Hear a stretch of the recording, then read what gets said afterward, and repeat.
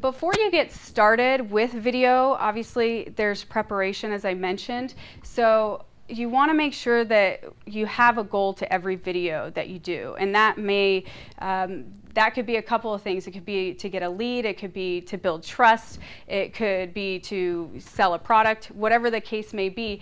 Your video should have one single goal, and that's it. And I'm going to show you some people that were, trying to sell, get people to go to their website for an ebook and make a phone call and do this and that. You don't want to overload people. You give somebody one thing to do and they'll do it. You give them two things and they won't do anything at all. So keep with one specific goal.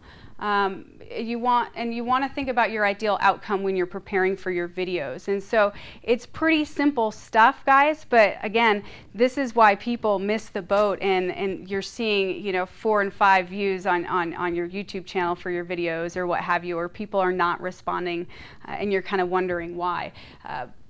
Any sort of marketing piece, even videos, you need to have that plan. It has to be well thought out. So what is your ideal outcome, and what is your viewer's ideal outcome? And this is kind of how you pull it all together, and you're able to really connect with folks through your videos, because when you match your goals with their goals, then you get the desired response.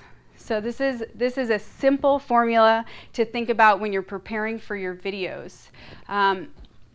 To speak about the actual formula, so the first 8 to 15 seconds you want is your hook. So this is where you get people to actually stay and watch your video.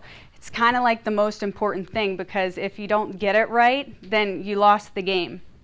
And again, so your best hooks are usually true and obvious, but we tend to ignore them. So these are just some ideas that you can use. And there's another, it continues on the next page, but ideas are, you're doing it wrong. So again, pointing it out, these are just examples. Health food professional celebrates, 89th birthday or 98th birthday, but it tells you what will kill you at 55, right? Unique achievements are great hooks as well. 15-year-old climbs Mount Everest. Whatever you can do to basically kind of get intrigue and, again, kind of sink that hook in. Sensory stimulation, I like this a lot. The wet floor, slip and fall, the baseball bat to the guy and he hits the ground. If I get to a video and I see a guy get hitting the nuts with a baseball bat, I'm probably going to stick around because I'm interested in seeing it's that pattern. It's the pattern interrupt. I was looking through a bunch of videos preparing for this, but a big locally here, everybody remembers the hailstorm back in October or whatever it was. There's a lot of HVAC companies that are showing 10 seconds of footage of that hailstorm, people's backyards just getting wrecked with hail.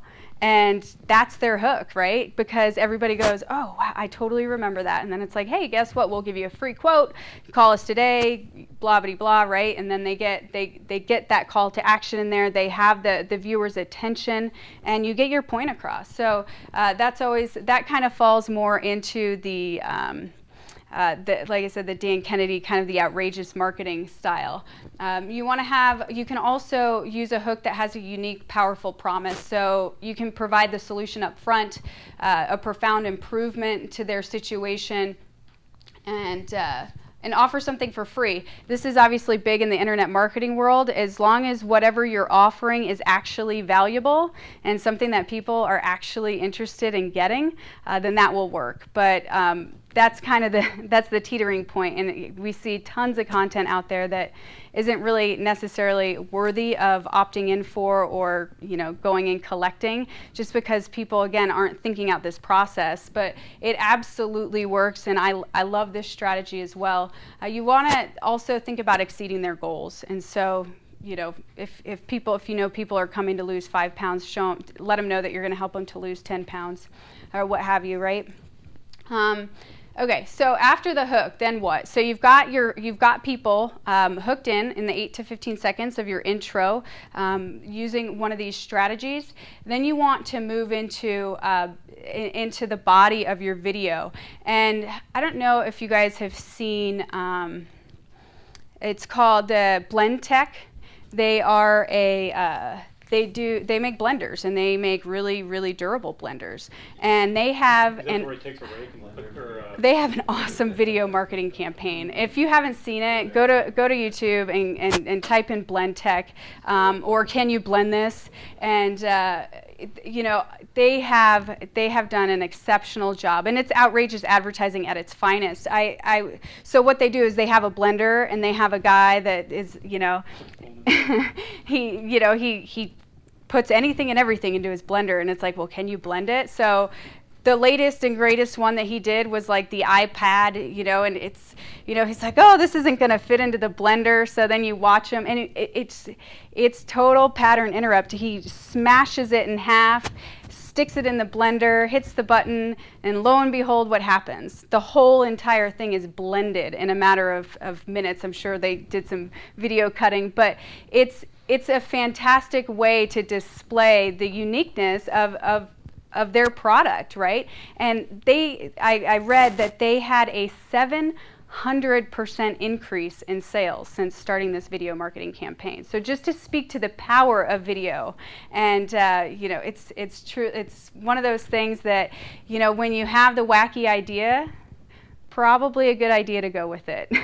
You just never know where it's going to take you or your business or your sales, for that matter. So kind of to speak to that that example, you know, what is it? Well, it's the durable blender, right? It's the most durable blender on the market, and you see that through the video. And that's what's unique about video, is you don't have to just tell people. You get to show people. You get to hit on all their senses, and you get to really connect with a larger target market, because everybody receives information differently.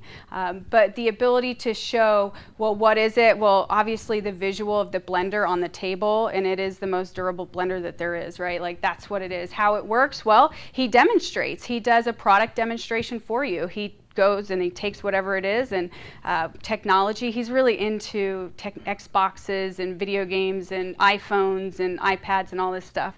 But so he shows you how it works through the video, and this is a very effective strategy. How can I do it? He's demonstrating again. It kind of falls into that same category. You put whatever it is that you need to blend in, and you push the button.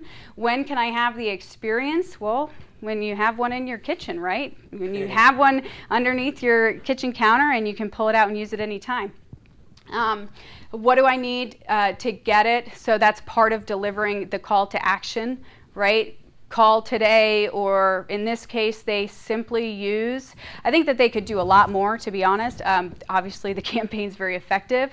There's no lower third. You don't find out about what their website is until the very end. They show just a final slide that has just their domain name. It's a single call to action. You know what the purpose of the video is. It's to get you to that website. It's very clear. It's not, there's no question there. So what do I need to get it? They show you the URL. When can we see the results from this product? Be as specific as possible. You know, it obviously that kind of varies on whatever it is that you're selling. Results are going to vary from product or service, but you want to make sure that, you know, that they can identify with that and connect to basically, when can I get this, and they can picture themselves experiencing it and going through that. So, and then obviously the call to action, and this is, again, I think one of the most important, if not the most important pieces to your video, because if you're putting out content without a call to action, people aren't going to take action. It's not going to be an effective piece for you. So making sure that you're able to either tell them where to go to opt in, or how to get the free ebook, or where to buy the blender, what have you, whatever it is that you're, when you prepared for this video, what your goal was, and making sure that you integrate that. Pretty